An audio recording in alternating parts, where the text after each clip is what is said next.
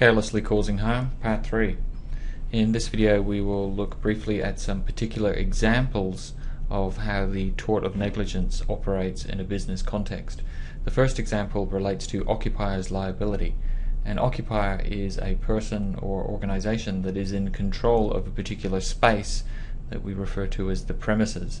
So the occupier of your home is you, the occupier of this university is Bond University as a corporation, the occupier of a supermarket is the owner of a supermarket, and so on. Occupiers owe a duty of care to all persons entering the premises to ensure that the premises are safe. So if somebody is injured while on the premises of another, they may have a legal action in negligence against the occupier of the premises.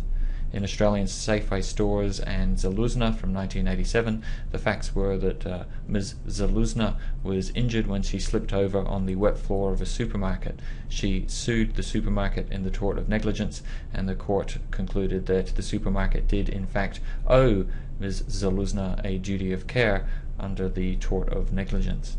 And by failing to actually put out wet floor signs or to clean up the wet floor as quickly as possible, the supermarket had breached its duty of care.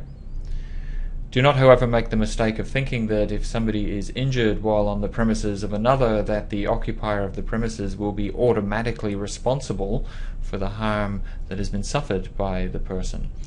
So, for example, in Phillips and Daly from 1989, the facts were that a particular motel had a car park adjacent to the motel that was bordered by a timber fence. The plaintiff in this case, rather than following the path from the car park to the motel, tried to climb over the fence and fell and was injured. She commenced proceedings against the occupier, and while the occupier did owe her a duty of care, the occupier had not breached their duty of care. They had not been careless. The injury was the result of the plaintiff's own decision to climb over the fence, and not the result of anything that the occupier had done. Does an occupier also owe a duty of care to people who are on their premises without their permission? In Hackshaw and Shaw from 1984, the facts were that a person who was trespassing on the property of another farmer was injured when the farmer carelessly fired a gun at the person. The court had to decide whether or not the farmer, the occupier of the premises, owed a duty of care to the trespasser, and the court decided that yes, the farmer did in fact owe a duty of care to the trespasser. The court explained that occupiers owe a duty of care to everyone who is on their premises, even if the person is on their premises without their permission. Since the decision in Hackshaw and Shaw, the Civil Liability Act of 2003 has been passed, which does not change the rule relating to trespassers, but it does clearly state that if the plaintiff was injured while in the process of carrying out an indictable offence, in other words, they were engaging in a criminal activity, and that was what led to them being injured, then they are not entitled to compensation. What if someone is injured in a public space? If the injury took place in a public space, then the relevant occupier is the public authority, usually the local council, for example. Where the danger is unnatural or hidden, the public authority will owe a duty of care to warn persons using the area as intended by the public authority of foreseeable risks. So in Nagle and Rottnest Island Authority, Mr. Nagle was injured when he used a swimming hole on Rottnest Island that had submerged rocks just beneath the surface of the water. So he jumped off the rocks into the water and was very seriously injured when he collided with the rocks. Mr. Nagle sued the Rottnest Island Authority, and the court decided that yes, the authority did owe Mr. Nagle a duty of care.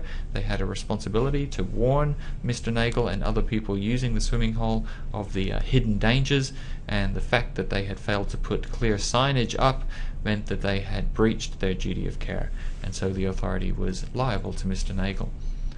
In Romeo and Conservation Commission of Northern Territory, however, when the plaintiff was injured when in the dark she walked climbed over the fence that surrounded a particular lookout and fell a considerable distance down to the beach below and was seriously injured, the court decided that while the Commission did owe the plaintiff a duty of care, the accident was again the result of the plaintiff's actions rather than any carelessness on the part of the public authority.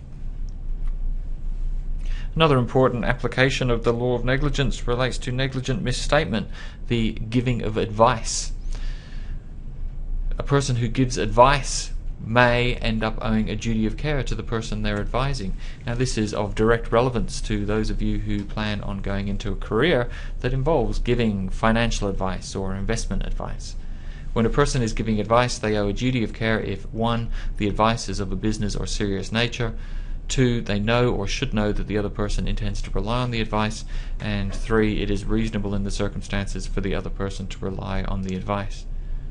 If all 3 requirements are satisfied, then the person giving the advice owes a duty of care to the person they are advising, and if it turns out that the person giving advice breached their duty of care by giving careless advice, then they will be responsible for the harm caused by the careless advice.